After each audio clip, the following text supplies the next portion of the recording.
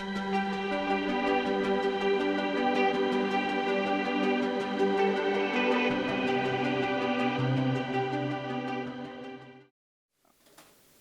yeah. Hi, my name is Abdullah, and this is my undergraduate thesis that I'll be presenting. So it's a work that still needs refinement. It's a work in progress, essentially. Intra-household bargaining power and expenditure patterns, evidence from Pakistan. So there's a lot of study in the literature on intra-household bargaining power. It essentially studies the interplay between different groups within the household, how their power dynamics interact with one another. And the groups we most commonly think of are your gender groups, which are your males and females, because the data is most easily available on them. And essentially, so there's a lot of global literature on this, but not a lot in Pakistan, which is why I decided to do the study. And it's especially relevant to Pakistan because of the large disparity in your gender indicators, including literacy rate, labor force participation rates. And what studies do is that they take a metric usually of bargaining power, and they use this to study its effect on resource utilization via your expenditure patterns. But what studies, when I was going through the literature, one thing that I noticed that stood out to me and also confused me a little bit was that they all acknowledged an interaction between your bargaining power and your household income. So the effect of bargaining power, or for example, female power, on your income, on your expenditure patterns, it changed at different income levels. It wasn't constant. And all of the studies in their final analysis, though acknowledging that it changed, they'd never discussed the change, what it actually entailed, why was it changing. It was sort of a side note. It changes. So that's something that I wanted to do in the study. There's a lot of literature on this, different ways to measure bargaining power, different actually consistent results on what the effect is. Only in some categories do they sort of get a bit mixed, such as the food category. I won't go over the literature too much since of time constraints. So mine was a secondary study. I utilized the Pakistan Social and Living Standard Measurement of 2018-19, sample size of 22,585 households. So Pakistan's data has a lot of issues, but one thing I really appreciated was that in the PSLM, it asked women their involvement in 9 different areas of decision making, which is, in the DHS, for comparison, they only asked for 4. So I was quite happy with that. It allowed me to make an index for female bargaining power. So I simply took their responses to their role in decision making. I took it as a ratio of total household decision making and constructed an index of female bargaining power. So that was my quantitative index. My estimation framework, this is the derivation of my framework, and I don't think I can point using this, but essentially the first equation, equation 2, my dependent variable, BG, signifies the budget share, how much I spend on a certain good.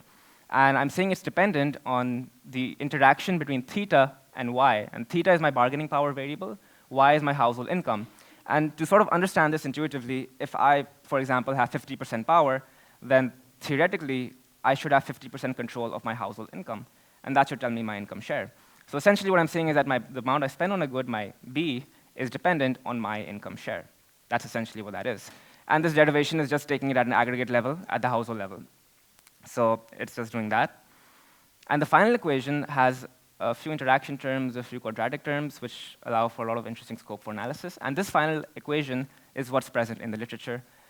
I took the pain of trying to derive it so that it made more sense to me. I used, because of endogeneity that was frequently cited in the literature, I used 3 structural equations. My bargaining power, theta f, this is female power. I had to regress this on a bunch of exogenous regressors instruments.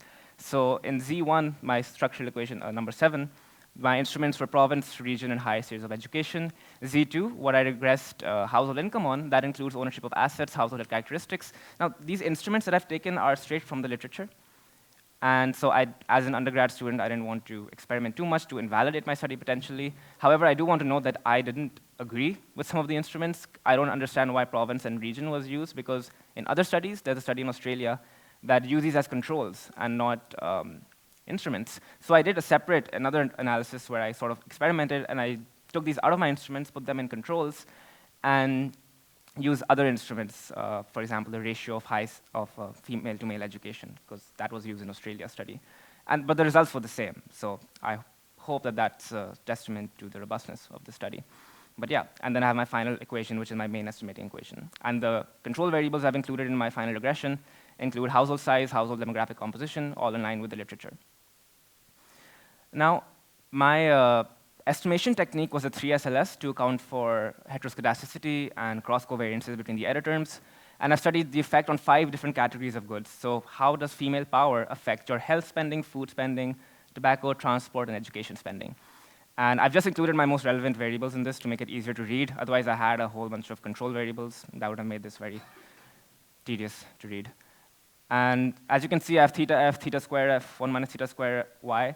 So there are a few interaction terms, quadratic terms. It's not very easy to interpret, but the important thing to note is that they're all significant, and the directions are all in line with the literature. So there was one study conducted in Pakistan around 15 years ago by the World Bank, and it did up until here. And the coefficients and the significance levels and the signs are all consistent with that. So that was a good indicator for me that I was on the right path. But I wanted to extend this a bit further, and I wanted to make this more directly interpretable. So I took the partial derivative with respect to theta to isolate the effect of my bargaining power on my budget share. So for each of these categories, I just wanted to see, just plain and simple, what's the effect, because this is not directly interpretable. And so after taking the partial derivative, I'm left with this equation, and in this equation, I can simply control for different values of, I can experiment with different values of y, because I see in that equation I have theta and I have y, and they interact with one another. And if I take different values of your household income, I can see very clearly from this equation what the effect of female power on your expenditure would be at different income levels. And I want to go through each category separately, and I want to dedicate the most time to these categories, because I found this to be the most interesting part of my analysis. So for example, let me just see this a bit better. The effect of female power on my education budget share. So in the global literature, there's a consensus that greater female power means more spending on education. And I can see this holding to be true for the first half of the income distribution. The x-axis is your income levels, so it increases as you go left, and your y-axis is your percentage effect, and that line in the middle is 0, meaning no effect. So in the initial phase, there's a positive effect, which is in line with the literature, but this effect diminishes, and because this model assumes linearity, it eventually becomes negative. And this was quite puzzling to me, because there were no studies that used this exact methodology that tried to compare across different income levels, so I had nothing to base this off of in terms of explanation. So I tried my best to dig through some of the descriptive statistics in my data set, and I found one thing that was quite interesting to me that I think possibly could be explored to explain this. So when I go from the bottom half of the income distribution to the top half of the income distribution, when I compare female education in number of years to male education in number of years, what I essentially find is that if you have a certain level of male education, certain level of female education, they both rise at a proportionate rate. So there's no real disproportionate increase in number of years of education as your income increases. But what I found was that when you compare the cost of education, so I've used the male and female registration fee in schools as a cost metric. And what I find was that at the lower half of the income distribution, male education costs around 60% more than female education.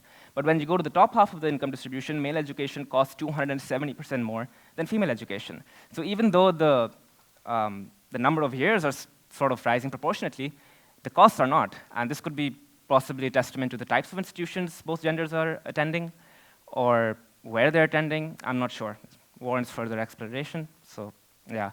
Effect of female power on health spending. This is also quite interesting, because in the global literature around the world, more female power means more spending on health. That's agreed upon. But in Pakistan's context, that one World Bank study I mentioned, it found that overall, more female power means less spending on health. And the explanation it used was that because women take more preventative measures, they don't need to spend much on health. And I didn't really agree with that. It didn't make intuitive sense to me.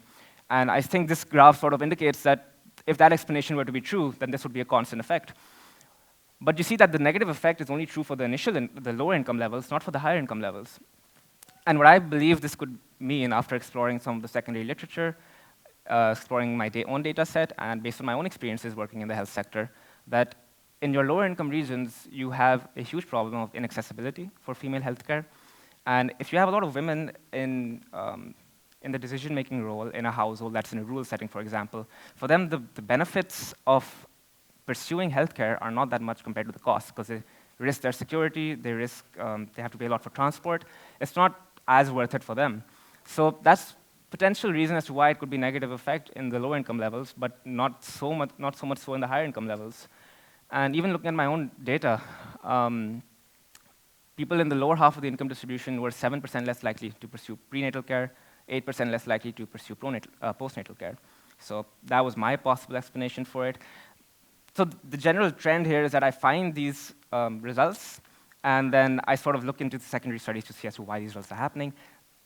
It would obviously be a great benefit if I was able to more robustly have statistics to explain it, but unfortunately I don't.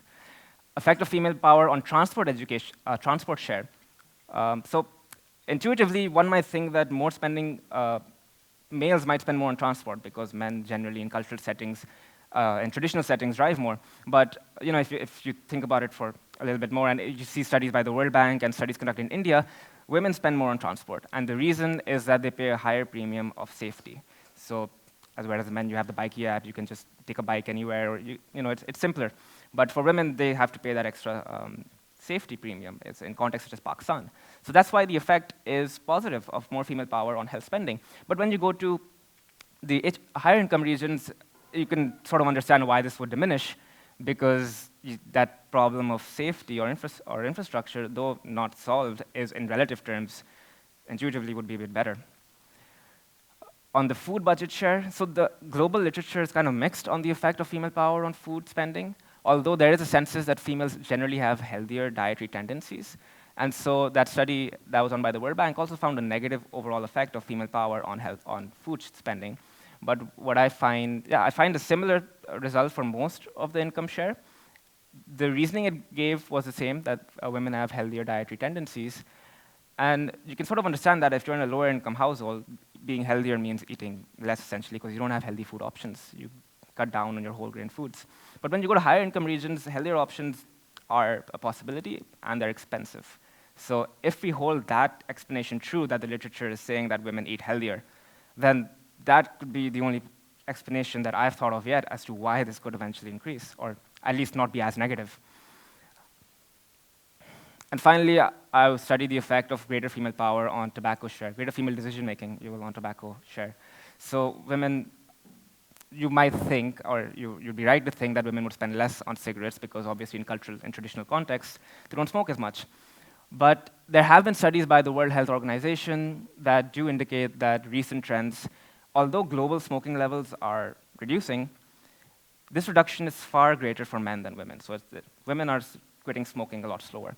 And this reasons cited have to do with cultural norms, have to do with the lack of targeted advertising towards women, because they all think that men smoke, so they all target advertising towards men. So when you go to the higher income regions, this might diminish this effect, because the strength of your cultural norms also diminish as you go to the higher income regions, as compared to the villages, as compared to the rural regions. So essentially, what my study has done is it's just investigated the effect of female power on these different budget shares at different income levels. But in order to make it a bit more robust, and I sort of laid a groundwork for me personally to further investigate, to try to explain these unexplained phenomena. And one thing to note is that as a person who's just pursued economics, I feel like a lot of these phenomena require multidisciplinary studies, because you're essentially investigating what is psychology, behavioral economics, if you will. So using multidisciplinary studies to investigate these unexplained phenomena. And I do believe with further analysis, there could be pretty interesting policy recommendations for this. For example, you have fuel subsidies that they give fuel to households for their transport. But if this evidence shows, not only this, but that World Bank study and the study in India, that women are spending more on transport, even though they might not be driving themselves as much and paying for the fuel themselves, they are paying for that external transport. And fuel subsidies sort of make sense if you target it to them. Another example is the health facilities. If the explanation is true that women spend less on health because of inaccessibility, that could be something to tackle. Obviously, these are very general policy recommendations, and it's just one of the 1,000 reasons as to why you should improve accessibility for females.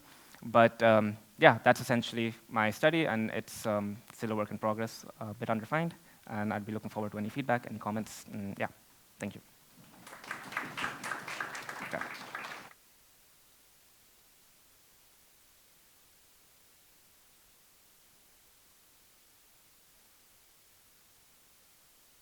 So much, Abdullah. This was a fascinating paper to read, and as was evident also in the presentation, there was a lot of empirical heavy lifting that went in the paper. So that is definitely impressive.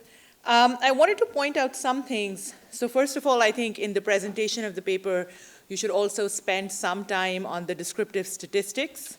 And I say this because some things just stood out to me a little. So for example, in table 4, in the mean household characteristics, it appears that the rural household size, the mean rural household size is smaller than the urban household size. The years of education are much higher for rural individuals, and I just wanted to know why that's the case. It's the same for it's something that holds up in your data, so it's the same for the household head characteristics, that that the years of education are almost 6.6 for household heads in the rural areas and only 4 for the urban areas. So I don't know if this is just a labeling error or something, but you might want to look at that. Other than that, the questions that are asked in the PSLM to determine the bargaining power focus on food and, I believe, education and transport. So I wanted to understand to what extent are those might be mechanical effects, because the decision making might have something to do with the amount of expenditure, the decision that females have in the amount of expenditure on these goods. And so is that just a mechanical effect of the way that the questions have been asked? Also, I think I was a little confused when you were presenting right now, because in the paper, the budget share that you're looking at is not really disaggregated by individual, right? So it's the budget, the expenditure on education for the total household. And so the way that you explain, and this is also true a little bit in the paper, the way you explain it as if female bargaining power, when it increases expenditure on education or on transportation, this is expenditure which is female specific, but that's not really the case. It's basically the household expenditure on that good which is increasing, and so I think that you have to do a little bit more digging into why that's changing with a change in female bargaining power. And finally, you make this claim in your abstract that women should be getting more income because that would increase their bargaining power. And so you make that again in your conclusion that programs like BISP should be targeting female beneficiaries because the more income they have, the more bargaining power they will have. And this will increase expenditure on things like health and education. Whereas I think that the big sort of result in your study is that this is really shifting at the higher end of the income spectrum, and in some ways going counterintuitive to what you would want, right? So education spending is actually decreasing on the higher end. So then why would you want to give women money if, higher income household means that they would be spending less on education? And I think that there is something to lean into here in terms of the literature on development, which has started to move towards why should women be bearing the burden of development? And so, there is a pushback against findings that say, oh, women spend more on health and education, therefore you should give money to women. And now development experts are saying, but women already do so much, so why should they be the ones that have to now take this money and figure out how to spend it? And so perhaps what your study is saying is that women don't have to bear the burden of development. And so it's a complicated relationship. It's not as easy as you give them money and they're going to spend on the right things, but they may have personal preferences also. So just some thoughts to consider. And finally, I think you should, I think your paper starts off with a lot of promise in terms of you will explore the mechanisms, but then and I know that this is just because of data availability, but I think going forward, you should really explore the mechanisms of why this shift in expenditure across income levels. Thank you so much.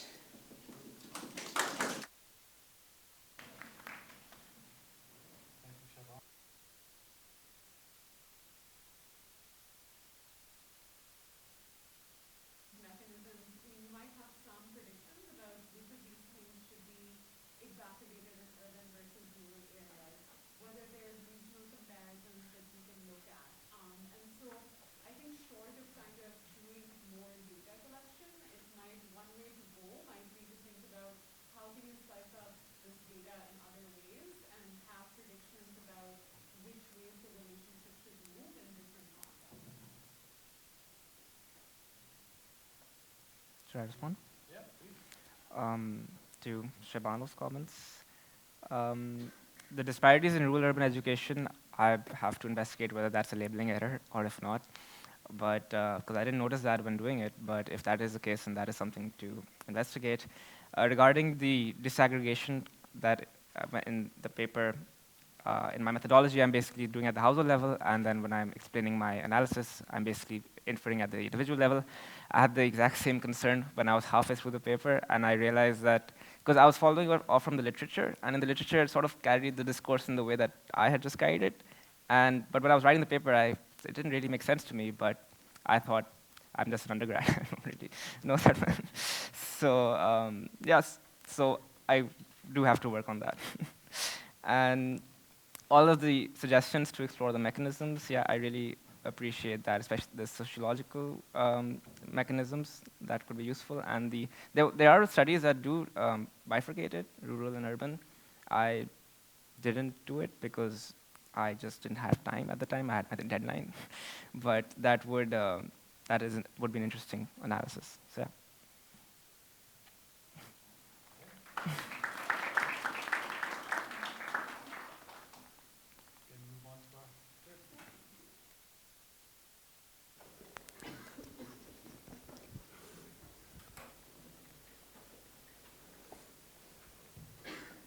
Hello, everyone. I'm Laraib. I'm a postdoc at the Faculty of Education, University of Cambridge. I'm not an undergrad. Today, I'll be presenting a paper that I'm in the process of developing from my PhD. My PhD focused on the role of religion in classrooms in Pakistan. And this paper specifically looks at something that's very close to my heart, which is the representation of gender in classroom discourses in Pakistan. This will include looking at both how, gender is kind of enacted in terms of classroom discourses, in the textbooks, and also on the school walls, boards, the social environment of the school. So just one of the many beautiful quotes that I'll be presenting in today's presentation. So just read it, and then I'll come back to it.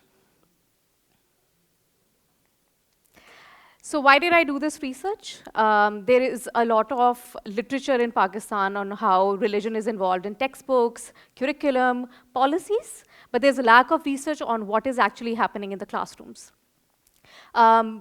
Existing research on textbooks and curriculum shows that religion has been used to develop students' national identities, to talk about why Pakistan was created in the first place, and to construct their identities in this binary of self and other, whereas the self is the Muslim self and the other is all other religious denominations. There's been a lot of research on this. Rubina Sehgal, my supervisor, Professor Marilal, Tariq Rahman, and all of this research is particularly focusing on textbooks and on curriculum. But again, there was hardly anything on how these texts were enacted in the classrooms, how they were read in the classrooms, what are teachers' positionalities, how are students reading them, what are they making of them. So that's why my study attempts to fill this gap by attempting to investigate and explore the role of religion in the classrooms, and particularly with this paper, I aim to focus on how that role of religion actually links religion to gender and how gendered notions and gendered discourses are created in the classrooms and how gendered identities can then develop through the discourses that are prevalent in the classrooms. My research questions for my PhD were, what is the role of religion in classrooms? How do teachers bring up religious notions in the classroom? How do they link it to national identity, ethnic identity, gender identity, moral development, character development? And what is the role of religion in the social environment of the schools? In order to do that, my study was completely qualitative, in-depth, ethnographic. I used semi-structured interviews with teachers. I used classroom observations and analysis of physical and social environment of the schools. I went into 5 different schools for a period of 6 weeks each. So my total research was for a period of 8 months.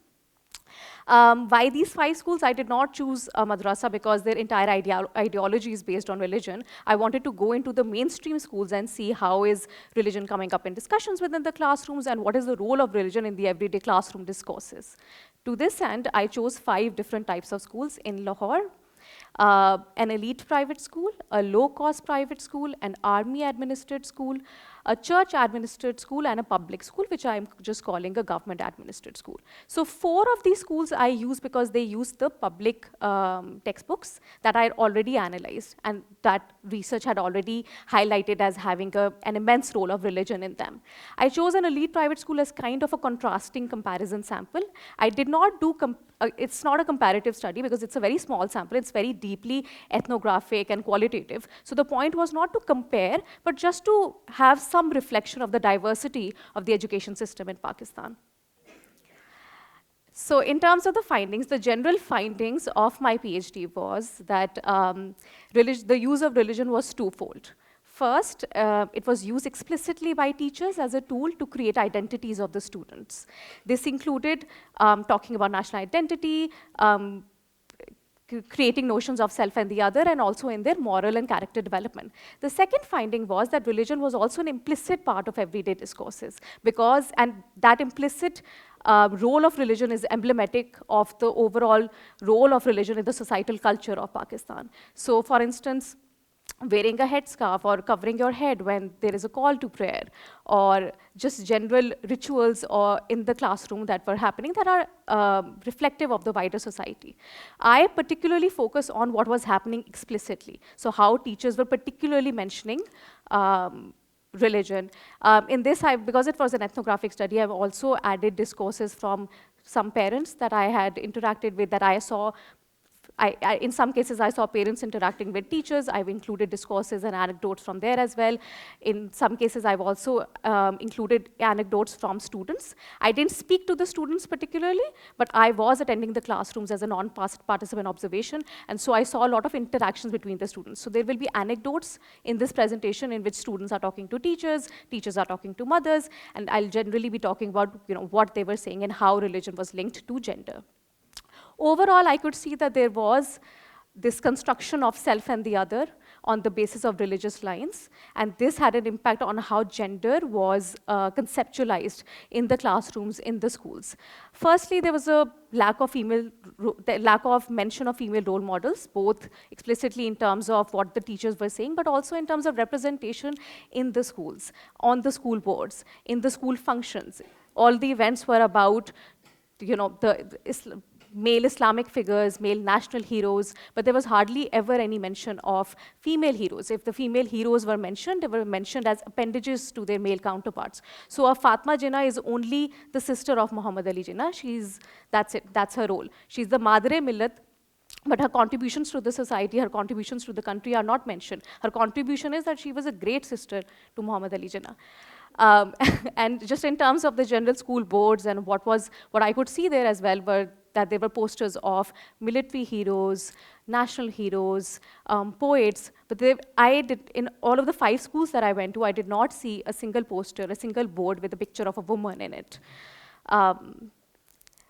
In terms of what specifically the role of religion in the construction of gender was, there were 3 particular themes that I found. The first one was that religion was used to construct this idea of sharam and izzat. Now, as citizens of Pakistan, as insiders, we do know how sharam, izzat, haya plays an intrinsic and intense role in the development of female identities and in almost the subjugation of women. So in the classrooms, I often saw that the teachers mentioned how Muslim woman is pardadar, she has haya, she wears the veil and she has sharam in comparison to the Hindu woman. The Hindu woman does not have haya, and that's why Muslim women have greater izzat. And then also, izzat was also linked to the advent of Islam. So women started to get izzat, which is respect, once Islam came into being, once the Prophet brought Islam to the world. That's when women started getting respected. It's only Islam that upholds the sanctity of womanhood, that respects women. All other religions actually do not have that. And that's why Islam is superior to other religions, particularly Hinduism. There's a whole chapter in my thesis on how the way the Hindu other is spoken about. I'm not going to go into the details of that, but its link with gender is that the Hindu other was invoked even to talk about how there is a massive difference between the way Hindu women are treated compared to how Muslim women are treated, and how Hindu women are compared to how Muslim women are, which is pardadar, sharam wali, haya wali. There were also points where there was this one anecdote that I want to mention where a mother was talking to a teacher, and the teacher wanted to complain to the mother about the daughter's performance. This was in an army administered school. So the teacher said that, like she's not been performing well, she's not been coming to class. And then the mother said that, actually, she's actually a very good girl. She wears the parda, she covers her head, she's a very good girl. And the teacher said, sure, that's great, but she's not coming to class. And then the mother said, but she's a very good girl, she wears her dupatta and she listens to her brother who's very patriotic and in the army. So the reason why I'm giving this anecdote is because it's not just the teachers who were bringing in the construct of sharam and izzat, it was also the mothers. At various moments, exemplary Muslim women were mentioned. And when they were mentioned, the one thing that was mentioned, for instance, about Fatma Jinnah was also about how much izzat she had, what a good woman she was. And the goodness of the woman is obviously linked to her chastity, the purity. And that, again, was linked to the constructs of sharam and izzat. The second big thing that was happening in terms of religion and gender was this constant emphasis on the female dress. Now, the female dress was shalwar kameez. And that's also the religious dress. In almost all of the schools, I would hear the students also talking about, that girl was wearing a jeans, but that's not Islamic in nature. Islamic is shalwar kameez. And then there was again this mother who there was an interaction between me, the mother, and the teacher. And the mother said that my daughter is actually very different from her peers because she wears the dupatta, she wears the shalwar kameez, and every day she asks me that I'm going to go to the school, but I'm going to cover my head. So look, she's such a good daughter. And the teacher also said that that's great, that's so wonderful. And even in the discourses within classrooms, the teacher would say that the Islamic dress is, for Islamic women, Muslim women need to be covered. The Islamic dress is you wearing shalwar kameez. Here, obviously, the boundaries between religion and culture were blurred, because is shalwar kameez really a religious dress? Third was, interestingly, religion and feminism. In two of my schools, Army Administered School and the elite private school, and with the elite private school, it could be because of the privilege, obviously, that a lot of those students had. It was the students who were bringing in religion and linking it to gender, but linking it to gender to talk about how Aurat March was a very important movement. Aurat March is a progressive women rights movement that's happening in Pakistan. And the students would argue with the teachers and argue with each other about how Islam has given women rights. And Islam the fact that Islam has given women rights means that women have the right to even fight for their freedom, fight for their rights, which is why Aurat March is a good movement. And Islam is actually quite progressive when it comes to women rights. So over here, the opposite thing was happening, where religion was used, but not to kind of subjugate the rights of women, but to talk about how women have rights. So even when they wanted to profess how these social progressive movements were good, even at that point, religion was invoked. Now, the whole point of my thesis was not to kind of make moral judgments and say whether religion should be invoked or not. It was to see how religion was invoked.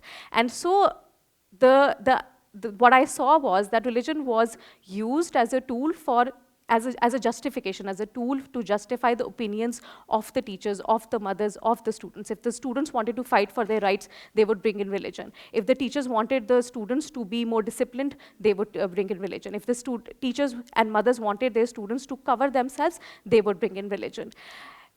Again, the boundaries between what can be deemed cultural and what can be deemed religious were highly blurred. Because at certain points, there were things that were said, for instance, related to the shalwar kameez, or how women should respect their brothers and their fathers, and that's what Islam said. Where I'm no expert on Islam, but the question could be that, is this coming from the wider societal culture, or is it coming from religious texts in itself? Because the teachers wouldn't really give any evidence of their opinions. So it could be, so I felt that the boundaries were blurred. Overall, religion was being instrumentalized in the classrooms as a form of justification, as a form of tool for arguments of both the teachers and the students.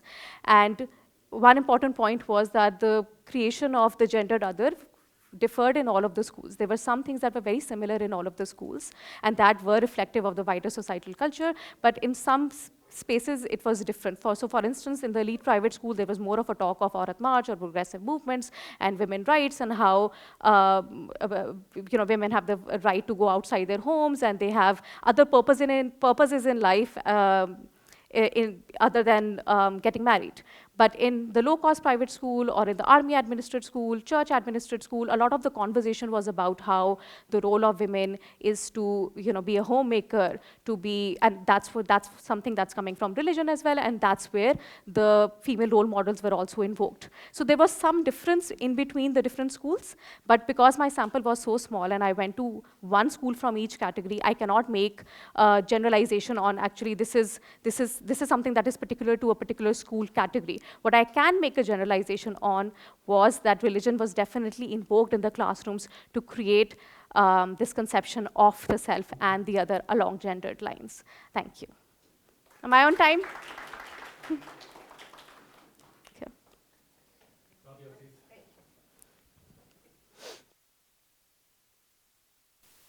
Really interesting read, and I will be requesting you for your full thesis, actually, because as I was reading this, I thought, and I wonder if you're thinking about this, there's a real contribution, a thick description to practices, not just in classrooms, but in schools, which we sort of lack. So within the education literature as well, but I think even in the development literature, and I'll just make a bit of a connection in that really understanding what goes on, how people are spending their time, the kinds of activities that are, so in terms of time use, if you're thinking about what you're supposed to be spending your time on, but also the kinds of interactions that are happening in ancillary spaces, and how much influence that can have on how people think and how their identities are formed. I thought that there's a real contribution also to understand how schools become spaces, and you've mentioned this in your paper, for also either propagating norms. So social norms, and you've not used the word norms, you're looking at others. But I thought that this was really interesting because we're working on norms, and one channel of transmission is absolutely family. But the other channel of transmission of norms is through schools, and children and women spend a lot of time there. So there's a real contribution, I think, to think about the kinds of findings you have, to link it to the literature on norms. And of course, religion as a source of beliefs. And how that influences then the norms that are found, and what gets resisted and what doesn't get resisted, I think is a really interesting space in here. So schools as sites for contestation and resistance, but also of propagation. So I thought that that would be very, very cool. I also thought that actually that could be a main research question. Yeah. So you're looking at otherness, but if you want to position the paper, it could become like, so are schools propagating, and how, and then you have this very rich sort of set of descriptions. I also felt that, so in your presentation, it really came through why the different types of schools were important. Yeah. When I was reading the paper, I was wondering a little bit. And I was like, well, she could have only gone to government schools as well, because the kinds of questions that you've asked are important enough that you can spend time even just in the same school. Or is it that you're thinking that the type of teacher varies by school category enough? So I'm not talking about the student population so much right now, but more about, is it that you saw variation in who the teachers were in these different types of schools, and then you want to explore some of these phenomena for the different types of teachers? If that is the case, then that's very valuable. And if it's not, then it's fine to actually even just stay within and develop your theory from, and then see which elements transfer and which not. And for the findings, I thought it'd be really interesting just extending from this. I found myself wondering about the gender of the teachers. So I found myself wondering whether these were women teachers, and in a lot of private schools it would be. But then in the army school I wasn't sure. So it just doesn't come through. So it'd be fantastic as you're writing it up or presenting it to talk, maybe give a little more description of actually the school context and who the teachers were. Perfect. And then link some of the findings. I can understand that's a challenge because it's a very rich account. So you'll have to select at the end, but I thought teacher gender was probably really important, and some time spent on the context of each of the schools would be very, very nice. I also thought that actually in the conceptualization of it, to me what stood out was that you're thinking about practice and you're distinguishing it in a very important way, which I think particularly for schools, from what is in text. So whether you're thinking about the curriculum, whether you're thinking about policy, and again, maybe that's not the scope of this paper, but maybe a scope of a conceptual paper, in that when we're thinking about what happens in school, in the totality of it, you might have to look at the text as well as practice. Thank you. And but that distinction conceptually, I haven't seen made elsewhere. So, and if it comes through your work on Pakistani schools, I think that'd be a really important. Thank you so much. Thank you.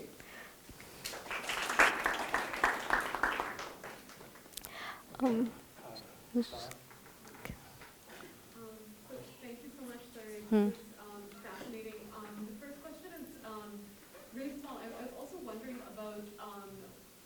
I was also wondering about whether all these schools were co-ed or segregated and how you think this would play out. And then the other thing I was wondering was what age and classrooms you observed, because I think there's a way in which some of these notions of gender have a lot to do with age, right? And so at what point do notions of Sharam and Izzat become really powerful in the classroom, and are we seeing that sort of intensified as you go into higher grades and also in co-ed versus segregated schools? Thank you, Dr. Niaz. That was a wonderful presentation. Really learned a lot. My question goes to, you mentioned 4 or 5 schools in the beginning, and there's a church-administered school, right? And I was wondering, in that school, do you see religion and gender intersect in different ways, in similar ways? How does honor and shame and izzat then come into that conversation? And secondly, I don't know if you interviewed parents, because parents' choice of school for their children may also be, you know, related to the kind of, whether it's religious or not, the kind of, you know, ethos that exists within the school. So I'm wondering whether the conversations around religion, obviously also coming from the parents, do they influence school choice? And is that part of, you know, of your research? If not, maybe something to look into. So that would influence. And finally, your positionality in all of this, because so much is on izzat and, you know, and being a female researcher in these spaces always results in very personal questions being asked. So what was that experience for you as you navigated the field? Yeah, thank you. Thank you. I'll answer Sahar's question first. I should have focused more on the methodology. So 2 of the schools were co-education, and the rest were, 2 were female schools, and 1 was all-boys school. The public school was all boys, and then there were 2 all-girls, and then 2 co-education. I did not see much difference in the kind of discourses that were taking place based on the gender division inside the schools. I went to class 7. The reason why I didn't go to class 8 was because in all of the public school and the army administered school, they are usually studying for the PEC exams. So they're studying towards an exam, and I thought that I would rather go to a class where more organic conversations are taking place as compared to just studying for an exam. So I went to I attended grade 7 classrooms in all of the 5 different schools. The church-administered school, was it different or similar to the other schools? It was quite similar, and it was very interesting to see, not in terms of gender, but it was very interesting to see how in the church-administered school, when they would talk about the religious other, they would also invoke this idea of sameness and difference and us and them. And us was us Muslims, because Pakistan was created for Muslims, and it was because we could not live with Hindus. So in the we, it was Christians and Muslims, and there was more of an emphasis on how the Hindus were the other. And so I felt a lot of it was, and I spoke to teachers, and a lot of it was being,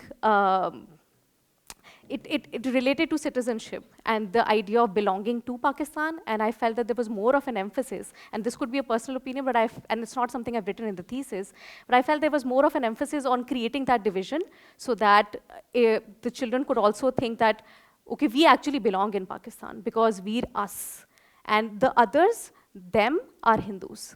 So I felt that was a way of kind of imbibing themselves in Pakistan. In terms of the role of gender, it was quite similar to the rest of schools. Fatma Jinnah was mentioned, Muhammad Ali Jinnah was mentioned, Fatma Jinnah was a good woman, and all of the discourses related to that. Fatma Jinnah was quite popular actually in all of the schools. It was similar in all of the schools in terms of gender. Parents' choice of school, I actually did not interview parents, and and I mentioned before, I did not interview students as well. It is something that I want to do in the future. I want to speak to students, I want to speak to parents, and I want to maybe do some case studies and see how, how those discourses are impacting the students, what are they learning from home, what are they learning from schools, and kind of do a comparison of that. This was specifically focused on teachers and on the classroom discourses. So I did hear what students were saying, but I did not ask them. And again, with the parents also, I did not speak to them personally, but I just, because it was such an in-depth ethnographic study, I heard their thoughts. So I saw them interacting with the teachers, and I saw their interactions, but I have not spoken to them. And it's a wonderful idea, because I do think that it would be important to speak to them in the future. My positionality in all of this, as I said, that gender is something very, as a woman growing up in Pakistan, and I have mentioned, this is the first thing that I mentioned in my thesis. My thesis starts with a whole section on my positionality and the reason why I chose this topic in the first place. And a lot of that has to do with how I grew up as a woman in Pakistan, and I felt that religion was often used as a tool to, maybe it's a strong word, but suppress women. And I do come from privilege. It's something that I've also written over there, that I went to an elite private school, and I'm over here also, I'm going to an elite private school. So my positionality, I felt, really did impact my data. And I did use a number of techniques to be more reflexive of my data, for instance, using reflexive journals, debriefing sessions with the teachers. But I knew that my positionality was, and especially on this topic, was so, was quite intense. This is why I particularly focused on their voices. That's why classroom observations and classroom discourses are my main source of data. And when I would add the classroom discourses, I would go to the teachers and I would ask them about, okay, so what did you mean by this? Could you please explain what this meant? Because I knew that there was a certain way that I was, and I could not help it. And as much as you talk about positionality in research, it's not something that you can avoid.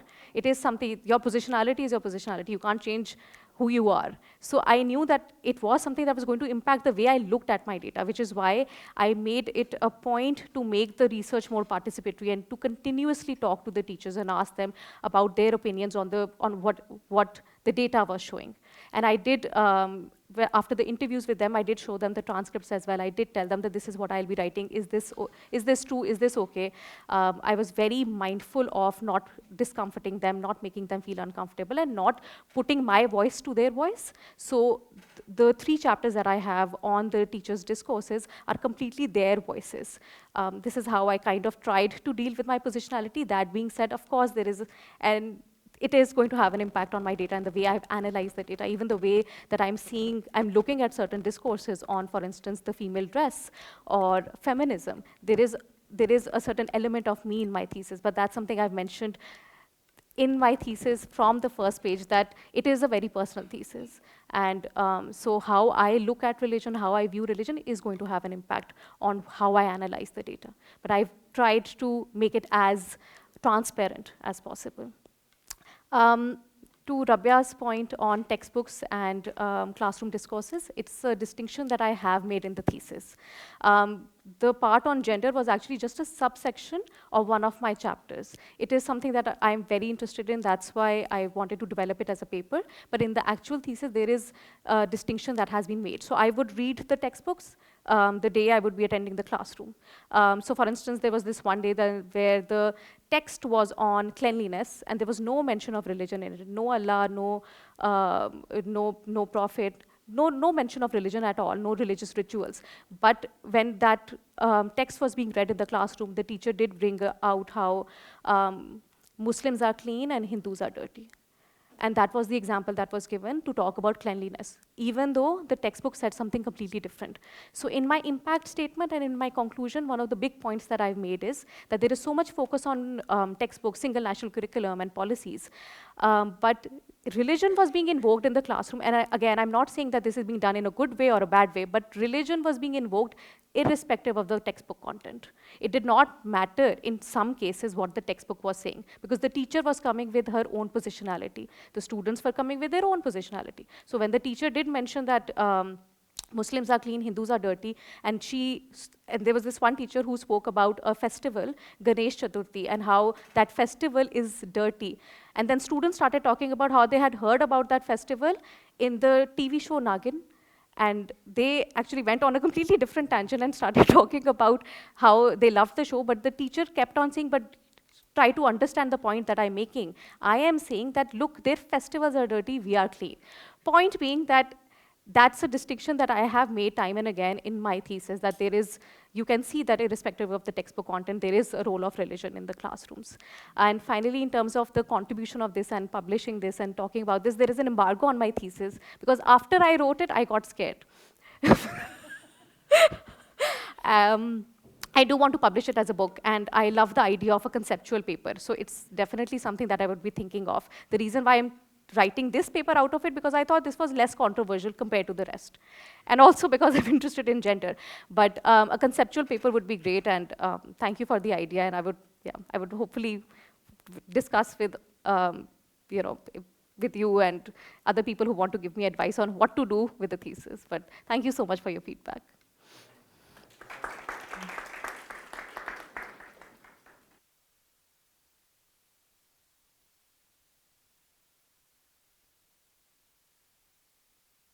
How this thing work? Assalamu alaikum. I'm Gulrukh Zaid. I'm from Karachi University, and today I am presenting this research, which is not my research primarily. It's a part of PhD thesis of my co-author, Hamna Nasir, who hasn't been here due to some personal issues. So I, on behalf of her, here presenting this study. So it's basically related to the Wellbeing Index and value of household work and expenditure saving market work in GDP, a gender-based analysis in Pakistan. So traditionally, we all know that women are considered the most responsible or the sole responsible of doing all the chores at home, like cleaning the house, doing laundry, even folding the laundry and cooking as well. So these are the things which are always associated with females, and we never ever thought about giving them the credit, the time they are spending, the energy they are spending on these things. So this study is basically all about this. Globally, women perform most of the household work tasks, which includes household maintenance, child care. I miss the child care. Whether they are employed full-time or part-time. A general assessment on household work across the globe is that it is undervalued, underpaid, unprotected, and poorly regulated, and it is unrecognized in spite of the contribution made, especially by women, Pakistan being no exception. As economic value of individuals involved in household work and expenditure saving market work, especially women work, is unrecognized by government, and their labor force is excluded from GDP.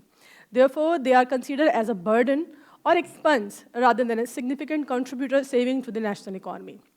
This issue has remained neglected in Pakistan by researchers, economists, and policymakers. Hence, this issue is highlighted in this study. Wellbeing Index of individuals involved in household work and expenditure saving market work and share of these activities in GDP has not been estimated by national researchers, and it is the main contribution of this study. There should be policies which attempt to target consumption goods, particularly to household members, unpaid contributing family workers, which often find the household's own preference in allocation to supersede those of policy planners, and it will help to achieve a set target of 8.8 of SDG. This is a figure which compares the male and the female well-being index on the provincial level, and you can see the data is for 4 years, like it's for 94, 99, 2006, 2014, and 2018, not 5. So basically, they have comparison between male and female well-being index. And you can see in all these sectors and in all the provinces, male is dominating female. Objective of studies, this study highlights the well-being of individuals involved in household work and expenditure saving market work that are likely to be both time poor and money poor. To assess the well-being index, the components used are educational attainment, household income, and inverse work intensity. The share of household work and expenditure saving market work in the national accounts is estimated at macro level and across gender. This is literature. The studies starting from 72, 85, 95, and 2005. I'm sure nobody is interested to know what they have done so far.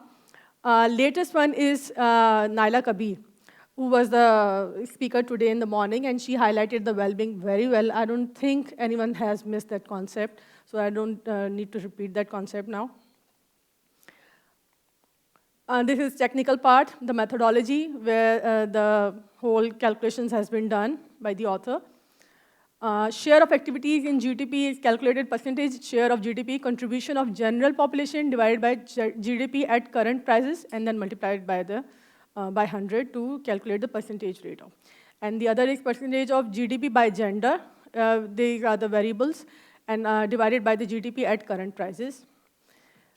The results are well-being index of individuals involved in household work. So you can see across all the heads, educational attainment, household income index, inverse work intensity index, well-being index for male is better compared to female.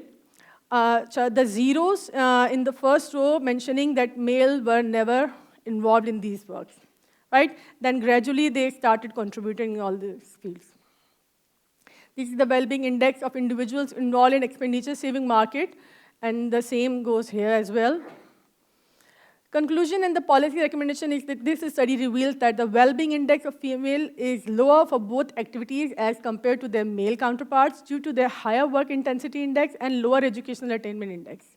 Well-being index of rural female is even lower as compared to urban female due to their higher work intensity index and lower educational attainment index, as in rural areas, females, besides being engaged in agriculture or home-based activities, are also engaged in household chores, are deprived of educational and employment opportunities, which increase their work burden, leading towards a stressful life and lower their well-being.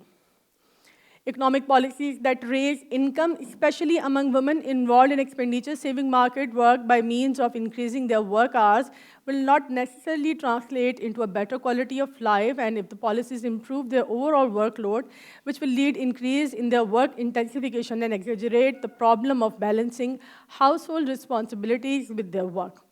The component of inverse work intensity index indicates that programs and policies which provide affordable childcare services, health services, and decent work conditions by means of maintaining and protecting work rights are vital if government want to improve the welfare of their citizens.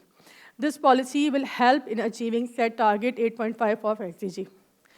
Policies should be designed in a way to reduce the unacceptable burden on individuals involved in household and expenditure-saving market work without compensation.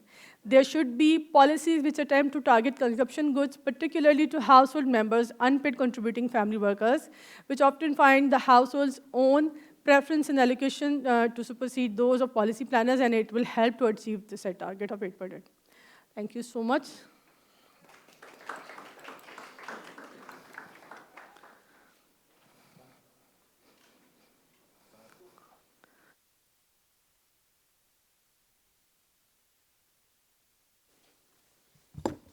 Great. So thank you for presenting this paper. I'm going to start by sort of restating what I think the main goals of the paper are. And so I think the first is a conceptualization and measurement of well-being. And I think, as you rightly pointed out, that aligns very well with the keynote that was given this morning. And so I'm very convinced about the importance of doing this and of doing this really well.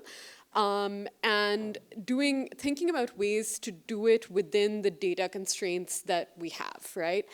And then the second goal of the paper is to really focus on measuring well-being for specific groups. And the groups that you're interested in are those who are involved in household work, and then those who are unpaid contributing family members, or those who are involved in expenditure saving market work. The third goal is then comparing well-being along different lines, the main being gender, urban, rural, and then region. And then finally, a part of the paper that I think sort of is a separate project, which is estimating the share of household work and expenditure saving work in the GDP. And so my first kind of organizational comment for the paper would probably be to separate those two things out and to perhaps use the last point about the estimated share as a motivation for perhaps looking at these groups. But I'm also not entirely convinced that looking at these two groups in isolation makes the point of well-being measurement and importance as well, because I think it might just be that you want to look at all groups that you have data for and then actually compare between people who are working and then people who are unpaid contributors to make that comparison. Okay, so let me start with the conceptualization and measurement of well-being. So the authors of this paper construct a well-being index using components related to education, household income, and inverse work intensity index. And I think I wanted to hear a lot more in the paper about the motivation for these three aspects in particular, because I think you engage with some of the literature on measurement of well-being, but I think there's just a lot more out there, and there's also an entire debate about subjective versus objective well-being, and so I understand that there's constraints in the data set that you're using, but I would have liked to hear a lot more of justification for the focus on these three areas. I think also in terms of methodology, it would be really useful to see the exact survey questions that were used to construct those measures. In particular, I wasn't entirely sure, for instance, at the individual level, what the maximum and minimum levels are and where they're coming from. So I think there could just be a lot more clarity there that would help us understand the components of this index. Also, given that this is an index, I'd like to know how the indicators within that index co-vary, because I think in some of your comparisons, they seem to reveal interesting differences across the subcomponents. And so I'm wondering if putting them together in this index is masking some important variation. So I'd like to see just sort of a more of a justification of the index. And then finally, I think I really appreciate the last part of the paper and where you ended, which is actually thinking about rooting the justification for certain policies like better childcare in a theory of women's well-being rather than in goals of women's labor force participation to serve growth and the GDP, right? So I think I really like where that paper ends, and I think that speaks very nicely to the discussion that Naila Kabir had this morning about what does it really mean to shift perspective from growth to well-being. And so I think thinking about the justification and the incentive for pursuing policies like better provision of childcare, rooting them in a language and logic of well-being is a really important and exciting part of this. And so I'm curious to see where that goes. But I think that there's sort of maybe 3 different projects within this one paper. And in terms of just making progress, I would suggest splitting them into different parts. I'll stop there.